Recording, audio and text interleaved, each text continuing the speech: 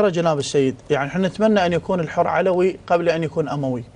لكن مشكلتنا اين تكون؟ مشكلتنا انه حتى عندما نرجع الى مؤلفات علمائنا التي تتكلم عن واقعة كربلاء وعن رجالات اصحاب الامام الحسين، نجد ان الحر في الطرف المقابل. الحر تحول 180 درجة في يوم عاشوراء، يعني إلى أن دخل واقعة كربلاء كان الحر أموي، والحر سلام الله عليه في واقعه أموي ثم تحول.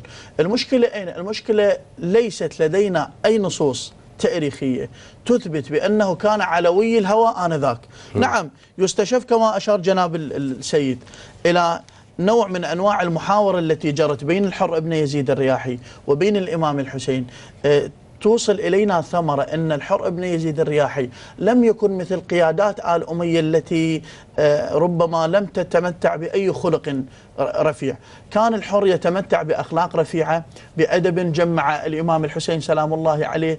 الإمام سلام الله عليه تكلم معه بخشونة، إلا أن الحر وفق أدبياته، وفق تربيته، وفق نظرته إلى الإمام سلام الله عليه لم يسئ إلى سيد الشهداء. مع العلم لو قارنا الحر بأقل واحد أو بأكبر واحد من القيادات المجرمة، مثلا عمر بن سعد يقول للإمام الحسين سلام الله عليه: ابشر يا حسين بالنار أو تصلي أن الصلاة لا تنفعك، ويتجاوز على الإمام بكلمات لم يذكرها التاريخ.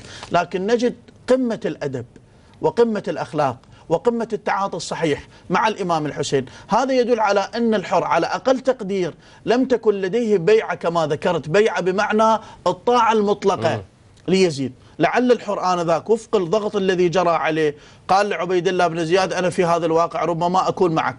أما أن يكون لديه طاعة مطلقة مثل مسرف بن عقبة عندما دخل في وقعة الحرة إلى المدينة وقال لهم: بايعوا على أنكم عبيد ليزيد، لم يكن لديه مثل هذه الطاعة. لا بلقيان، بلقن، نعم بلقن ليزيد. فالحر كان على أقل تقدير لديه حب في قلبه لأهل البيت، وهو الذي شفع له فيما بعد وكان من أنصاره. ولكن مع أنه ربما